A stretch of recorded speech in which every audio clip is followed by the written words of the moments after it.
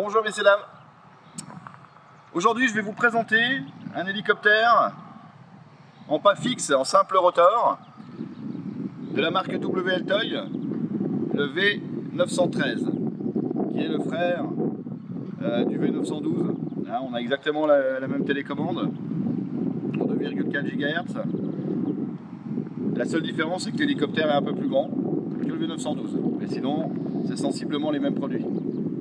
Aussi stable, aussi sympa à piloter, je dirais aussi simple à piloter, mais bon après ça vous savez comment que c'est, ça dépend des pilotes. Mais c'est un très très bon produit. Donc, comme je vous le disais, c'est un simple rotor en pas fixe. Hein, c'est pour ça que ça reste simple à piloter, c'est pas un pas variable. Un anti-couple à l'arrière. Hein. Alors l'anti-couple, pour ceux qui ne le savent pas, c'est ce qui empêche l'hélicoptère de tourner en rond, tout simplement. Dessus on a une batterie 1500 mAh en 7V4, interchangeable. Hein, donc c'est relativement sympa. Bon, je la mettrai après, je vais déjà vous présenter la télécommande. C'est relativement sympa, ça vous permet de voler plus longtemps. Hein. Donc la télécommande, on va faire vite, étant donné que sur le 912, c'est exactement la même. Donc 2,4 GHz, possibilité de passer du mode 2 au mode 1, au mode 1 au mode 2. Hein. Très simplement, en faisant basculer ce petit bouton. On bascule ici, je suis passé en mode 1, gaz à droite. Je recommute le bouton, je repasse en mode 2, gaz à gauche. Voilà. Écran LCD. Donc toujours le même principe. On a le réseau entre l'hélicoptère et la télécommande ici. L'état des piles de la télécommande ici. Les trims qui se situent là, là, là et là. D'accord. Ok.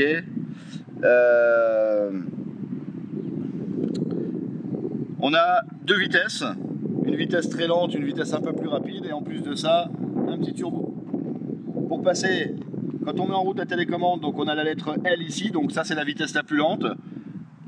On appuie sur ce bouton en haut à gauche, et là on passe en vitesse 2, on a un H qui s'est inscrit. Ensuite, avec le bouton en haut à droite, quand on est en marche avant, en marche arrière, en translation ou autre, on veut aller encore un peu plus vite. Donc admettons on est en marche avant, on laisse le doigt appuyé ici, on a le débattement du cerveau qui se fait complètement et là l'hélicoptère est en pleine vitesse. Donc là il faut faire attention quand même parce que ça peut surprendre, pour les plus novices d'entre nous ça peut surprendre. Donc on fait quand même gaffe. Dès qu'on lâche, tac, il s'en remet normalement. Donc voilà pour la télécommande. Hein. Au niveau de la batterie de l'hélicoptère. Donc comme je vous disais tout à l'heure, batterie interchangeable, 1500 mAh, hein, 7V4. Donc l'hélico est vendu avec son chargeur, bien entendu, il est vendu monté, hein, prêt à voler, clé en main. Sans tournevis, on a juste à dégrafer la coque. Voilà, on enlève la coque, on positionne la batterie. Bon ça c'est un avantage qui est énorme, hein. Pourquoi? Parce que dès l'instant qu'on a vidé une batterie, si on a 2 ou 3 batteries, on va pouvoir se poser, changer de batterie et repartir. Alors attention, une petite chose que je conseille, c'est que dès l'instant qu'on a terminé une batterie, on attend 5-10 minutes que les moteurs refroidissent avant de changer et de repartir. C'est mieux. Toujours laisser refroidir un peu les moteurs. Entre deux batteries. Un autre petit détail, tiens, on va en parler tant qu'on parle de batterie. On est sur des batteries LiPo. Donc il faut savoir qu'une batterie LiPo, bon, c'est ce qu'il y a de mieux à l'heure actuelle en batterie, surtout pour tout ce qui est radiocommandé. Par contre, quand une batterie LiPo est chaude, on ne la charge jamais.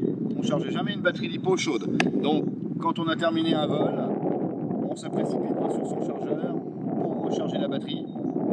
On attend 10 minutes, un quart d'heure. D'ailleurs ça on va le marquer sur toutes nos notices parce qu'on se rend compte que c'est vachement important, les gens ne le savent pas forcément. Notre but c'est vraiment de vous informer à 100%.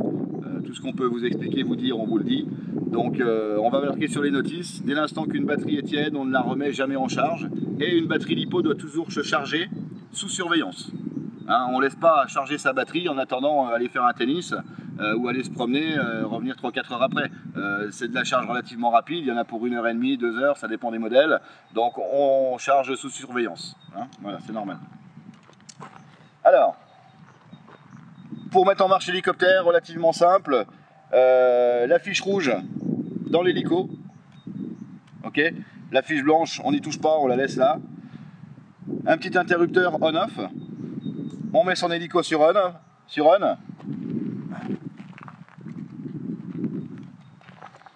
La télécommande, on fait toujours attention que les gaz soient bien en bas. Hein, c'est une sécurité, sinon ça ne se synchronisera pas. La télécommande ne se synchronisera pas sur l'hélicoptère. On met en marche la télécommande. On entend des bips. Une fois que les bips sont terminés, la télécommande est synchro sur l'hélicoptère. C'est bon, on peut commencer à voler. Alors je vais vous faire une petite démonstration. Aujourd'hui il y a du vent, donc je vais aller doucement quand même. Bien qu'il se soit un peu calmé là. Alors on est quand même sur un hélico, malgré qu'on soit sur un simple rotor, on est quand même sur un hélico qui est relativement stable. Voilà. Bon, par contre, il faut quand même le manipuler un petit peu, c'est pas non plus du double rotor. Hein. On a 4 voies, hein, donc on a une translation, là il part en translation. Voilà. Pour ceux qui ne savent pas ce que c'est qu'une translation, c'est ça. On part sur le côté. Rien à voir avec la gouverne, où là on tourne sur nous-mêmes.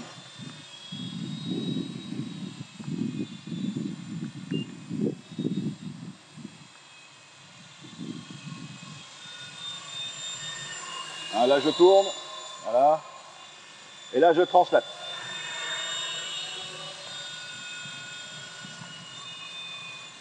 Alors c'est difficile de vous montrer la stabilité parce qu'il y a un petit courant d'air. Aujourd'hui il y a un petit courant d'air qui le fait systématiquement partir, hein. Soit à droite, soit à gauche, ça dépend comme le vent le pousse.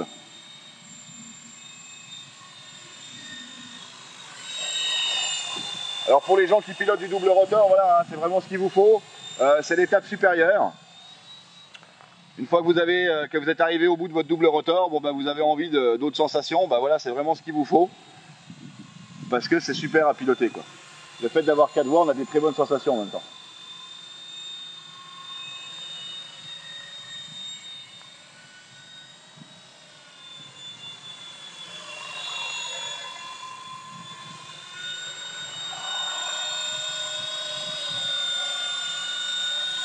Là le vent s'est calmé, j'arrive à vous montrer sa stabilité.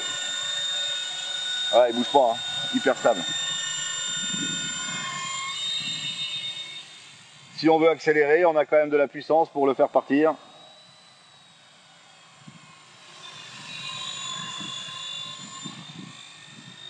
Un bon jouet, vraiment un super produit. Alors, j'insiste sur une petite chose, c'est que ce produit-là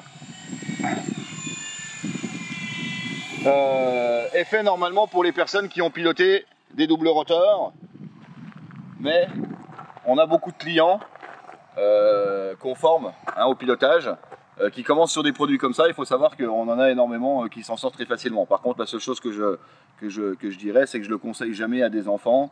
Je le conseille à partir de 18, 19, 20 ans, des personnes qui vont être un peu plus sensées, qui vont faire les choses doucement et intelligemment, qui ne vont pas vouloir tout de suite monter à 50 mètres de haut et faire de la vitesse, parce que sinon ça c'est voué à l'échec. Ils vont se cracher très rapidement et ils cassent leur hélicoptère, ou ils le perdent, etc.